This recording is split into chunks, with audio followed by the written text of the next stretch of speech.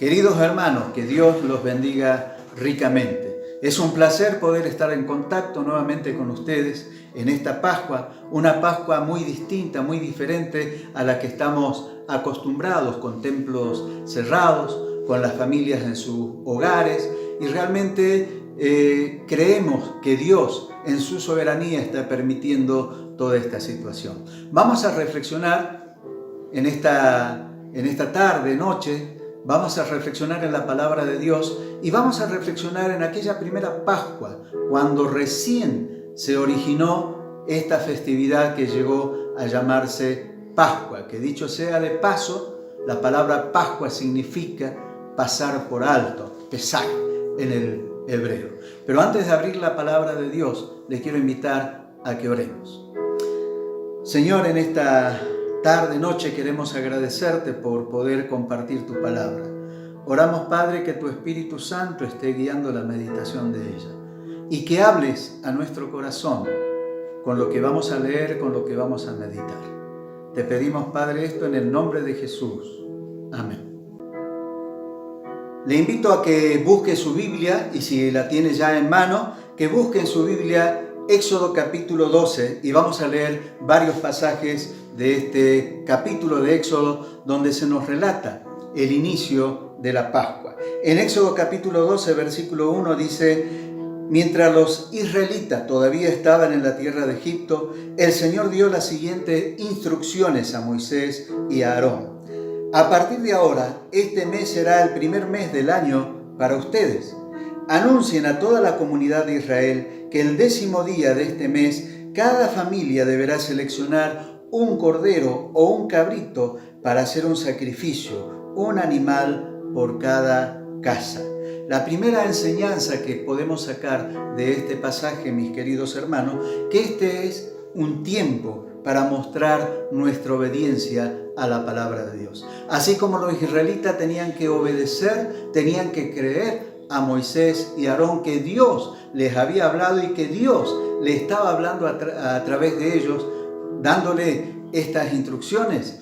Así también nosotros en este tiempo tenemos que mostrar obediencia a la palabra de Dios. Muchos israelitas escucharon el mensaje boca a boca de lo que Aarón y Moisés estaban diciéndoles, tal vez con un poco de interrogantes, con un poco de dudas para muchos, pero ellos, si querían salvarse, tenían que obedecer a la palabra dada por Dios a través de su siervo. Y este tiempo de Pascua también es un tiempo para que nosotros podamos reflexionar, podamos pensar y podamos ver si realmente estamos obedeciendo la palabra de Dios. Hay muchas cosas que están pasando, hay muchas cosas que están circulando, muchas noticias que están pasando, muchas interpretaciones, pero querido hermano, quiero ser reiterativo en esto. Tenemos que fijar nuestra mirada y nuestro corazón en la palabra de Dios. La segunda cosa que podemos ver como enseñanza de este pasaje es lo que dice en Éxodo capítulo 12, versículo 5. El animal seleccionado deberá ser un macho de oveja o de cabra de un año que no tenga ningún defecto. Que no tenga ningún defecto. Esto me hace acordar, y seguramente a usted le hace acordar también, que es un tiempo para que podamos recordar que Cristo es el sacrificio perfecto por nuestros pecados. El animal que en ese momento allá en Israel tenían que seleccionar, dice la palabra, como acabamos de leer, tenía que ser sin defecto, sin defecto. Y más adelante la palabra del Señor también nos dice en San Juan 1:29, el siguiente día vio Juan a Jesús que venía a él y dijo: he aquí el Cordero de Dios que quita el pecado del mundo.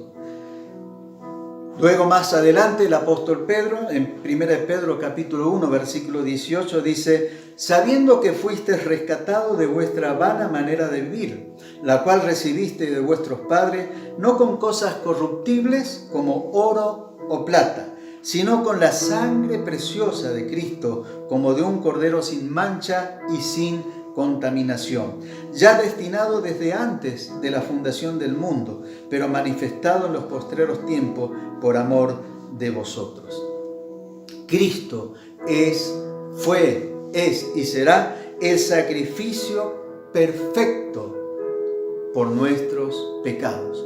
Así como los israelitas tenían que elegir un animal en esas condiciones, que era figura de lo que Cristo después cumplió cuando Él vino acá a la tierra, y que Él era sin defecto, era sin mancha, y murió en la cruz por nuestros pecados. Así que, mis hermanos queridos, esa es la segunda enseñanza que podemos sacar de este pasaje, y vamos a ir a una tercera enseñanza, que podemos pensar que este es un tiempo para recordar que la sangre de Cristo es la única que nos salva.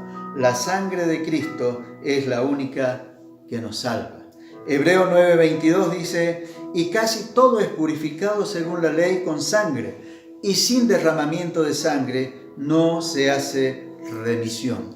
Luego el apóstol Pedro también en 1 Pedro 1, 18, 19 dice: sabiendo que fuisteis rescatados de vuestra vana manera de vivir, la cual recibiste de vuestro Padre, no con cosas corruptibles como oro o plata, sino con la sangre preciosa como de un cordero sin mancha y sin contaminación. Entonces, debemos recordar que únicamente la sangre de Cristo es lo que limpia el pecado del hombre. No hay otra manera, no hay otro modo, no hay otra forma. A veces las personas hacen grandes sacrificios, hacen grandes promesas. Algunos quieren ganarse el favor de Dios haciendo bien a otras personas, y eso no está mal hacerlo, pero tenemos que saber y tenemos que recordar que solamente la sangre de Jesucristo es la que nos salva. Dice la palabra de Dios que nosotros fuimos rescatados de nuestra vana manera de vivir por la sangre de Cristo derramada en la cruz del Calvario por cada uno de nosotros. La cuarta enseñanza que quiero compartir de este pasaje es que es un tiempo para recordar la amargura de haber vivido en el pecado. Fíjese que en el versículo 8 de Éxodo capítulo 12 dice: y aquella noche comerán la carne asada al fuego y panes sin levadura, con hierbas amargas lo comerán. A mí no me gustaría comer un asado con hierbas amargas. La verdad que un asado es rico con una buena ensalada, un asado es rico con un buen chimichurri, pero a los israelitas Dios les pide que lo coman con hierbas amargas. No sé si ustedes alguna vez han tomado algún té de esos tecitos digestivos amargos. A mí me dieron una vez un té de ajenjo y la verdad que hasta el día de hoy no me olvido el sabor que tenía. Pero ¿por qué Dios le dice al pueblo de Israel que coman con hierbas amargas? Para que se acuerden, solamente para que se acuerden la amargura que ellos vivieron cuando estaban esclavos en Egipto. En San Juan 8, 34 al 36, Jesús dice a los fariseos: Jesús les respondió: de cierto os digo, que todo aquel que hace pecado, esclavo es del pecado. Y todos nosotros éramos esclavos del pecado. Pero luego sigue diciendo el Señor: así que si el Hijo os libertare, seréis verdaderamente libres. Y gracias a Dios que todos los que hemos puesto nuestra confianza en Dios, todo lo que hemos recibido a Cristo como nuestro Salvador, somos libres. Dios nos ha liberado. Y damos gloria a Dios por eso, porque ahora somos libres. Y en esta Pascua tenemos que recordar eso.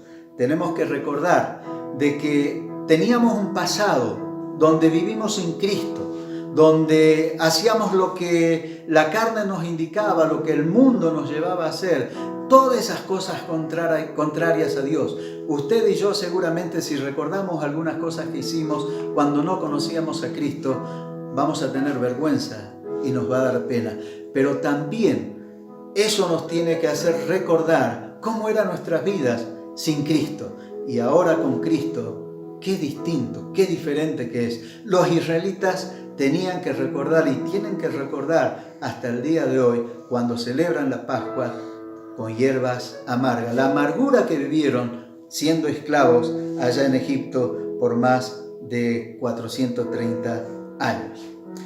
También en este pasaje, otra cosa que podemos aprender es que es un tiempo para estar preparados. Es un tiempo para estar preparados. En el versículo 11 dice: y lo comeréis así, hablando del sacrificio del animal.